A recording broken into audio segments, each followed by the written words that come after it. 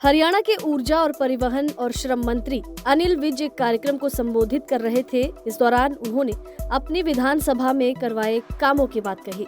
अनिल विज ने कहा कि मैंने अंबाला छावनी में कराए विकास कामों पे विधानसभा चुनाव लड़ा है। चुनाव प्रचार के दौरान किसी सभा, मीटिंग और भाषण में मैंने कोई राष्ट्रीय या प्रदेश स्तरीय मुद्दा नहीं उठाया और मैंने चुनाव प्रचार में हर जगह पर विकास की बात कही।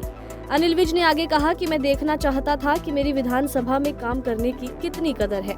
मैंने चुनाव में कोई राष्ट्रीय नेता नहीं बुलाया, जबकि कई जगहों पर राष्ट्रीय नेता चुनाव प्रचार के लिए 3-3 बार आए। इस बार नीतिगत तरीके से मैंने चुनाव लड़ा है। चुनाव में स्थानीय मुद्दों को ही घोषणा पत्र में उठाया और मुझे अंबाला छावनी में कराए गए विकास कामों पर पूरा भरोसा था। विज ने आगे कहा कि मैंने कभी भी जात पात की राजनीति नहीं की, जबकि उनके विरोधी ये लगातार कहते नजर आए। इसके आगे अनिल विज ने कहा कि इस बार का विधानसभा चुनाव बहुत चुनौतीपूर्ण था। कई ताकतें मिलकर हमें हराना चाहती थी, लेकिन आप लोगों की ताकत ने उनको पीछे पछाड़ दिया। हरियाणा में तीसरी बार भाजपा की सरकार बनी है। जो हवा चल रही थी, हम उसके खिलाफ आगे बढ़े। कांग्रेस के बारे में उन्होंने कहा कि कांग्रेस के लोग रोज मुख्यमंत्री बनकर सोते थे, उन्होंने तो मंत्रालय तक बांट लिए थे।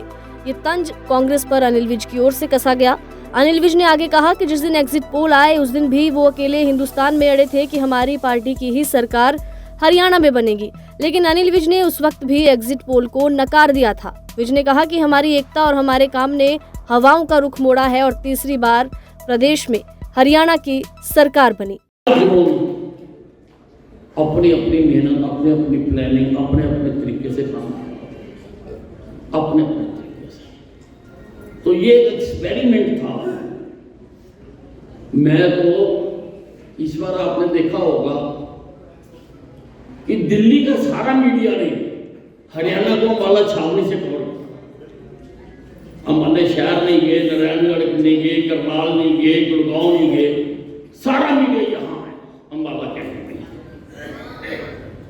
और उनका आते ही पहला प्रश्न ये होता था।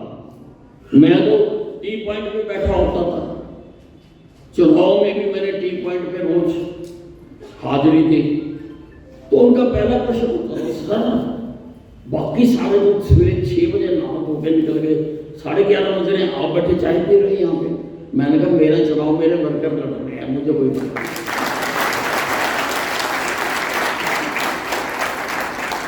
अंबाला छावनी की जनता लड़ रही है, मैं तो आराम से जाता हूँ। और दूसरी बात, ये जो बाकी दौड़ रहे हैं ना, ये आज ही दौड़ रहे हैं। मैंने 5 साल दौड़ा, मैं 5 साल दौड़,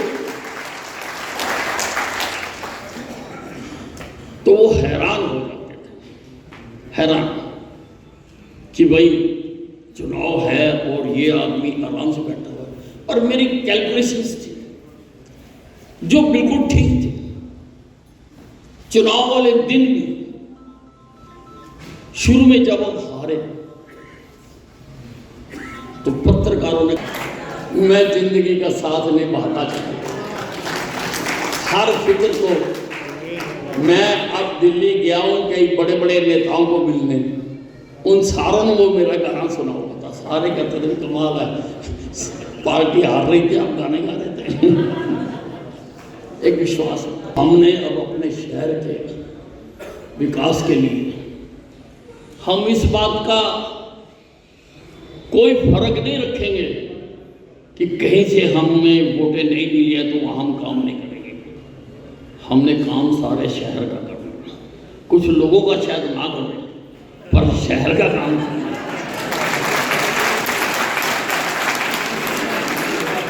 शहर का, क्योंकि शहर तो हमारा किसी के बाप का थोड़ा है, हमारे बाप का शहर, हमने करना काम सारे शहर में। और शहर अब आपका निकलता था, जो पीछे थोड़ा सा काम रुके या रुकवाए गए, जो भी वजह थी, अब वो उसमें निखार हो जाता। अब लोग देख रहे हैं और लोग अब खुद चर्चा कर रहे हैं। अब देखो आपका बैंक स्क्वायर कितनी बढ़िया बिल्डिंग बन के निकली है। सारा दिन लोग मुझे उसकी फोटो खींच के डाल रहे हैं, सारा दिन। बाकी भी काम सारे, सड़कों के भी आपने देखा कि मरे चुनाव से पहले बना देते तो 10,000 रुपये और मिल जाते। मैंने तो मंजूर करा के दी हुई थी, पैसे ला के दिए हुए थे, पर चलो कई बातें होती हैं चुनाव में। अब चुनाव खत्म होते ही बनानी शुरू कर दी उन्होंने। मैंने 9 धर्मशालाओं का शिलान्यास चुनाव खत्म होने के बाद रखा। इनका सारा काम चुनाव से पहले हुआ। अगर हम पहले रख देते तो 10,000 उसकी वोटें भी मिल जाती, लोगों की मांग थी। पर चुनाव में कई कुछ होता है, और हम वो हैं, हमसे जमाने से नहीं, हमसे हम नहीं हैं। चल मैं बोलूँगा।